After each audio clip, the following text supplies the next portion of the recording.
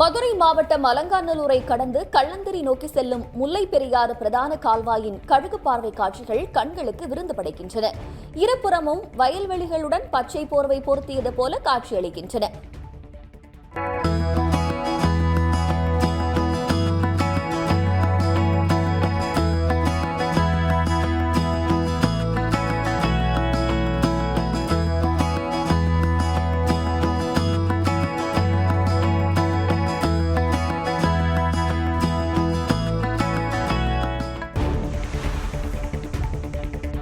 சென்னையை அடுத்த மாமல்லபுரத்தில் கடற்கரையில் மணல் சிற்பம் செய்து இளைஞர் ஒருவர் தன்னுடைய வாழ்வாதாரத்தை ஓட்டி வருகிறார். திருவண்ணாமலையைச் சேர்ந்த புருஷோத்தமன் என்ற இளைஞர் மணல் சிற்ப கலையில் ஆர்வம் கொண்டவர். வாழ்க்கையை ஓட்டுவதற்கு போதிய வருமானமின்றி தவித்து வந்தவர் சென்னை மெரினா மாமல்லபுரம் கடற்கரையில் தற்போது மணல் சிற்பம் செய்து வாழ்க்கையை ஓட்டி வருகிறார். தன்னுடைய கைகளாலேயே மணல் சிற்பத்தை செய்யும் அவர் தூத்துக்குடி கழுகுமலை வெட்டுவான்கோவில் மற்றும் சிவலிங்க சிற்பம் காண்போரை பிரமிக்க வைக்கிறது. மாமல்லபுரம் கடற்கரைக்கு வருவோர் மணல் சிற்பத்துடன் செல்ஃபி எடுத்து செல்கின்றனர். மயிலாடுதுறை மாவட்டம் சீர்காழி அருகே வைத்தீஸ்வரன் கோவிலில் முன்னாள் குடியரசுத் தலைவர் அப்துல் கலாம் 9ஆம் ஆண்டு நினைவு தினம் அனுசரிக்கப்பட்டது.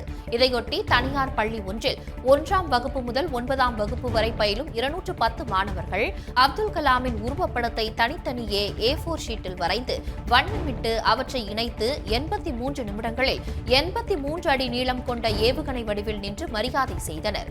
மாணவர்கள் வரைந்து உருவாக்கிய 83 அடி நீளம் கொண்ட அப்துல் கலாம் ஏவுகணையை ஆசிரியர்கள், பெற்றோர்கள் பார்வையிட்டு வாழ்த்தினர்.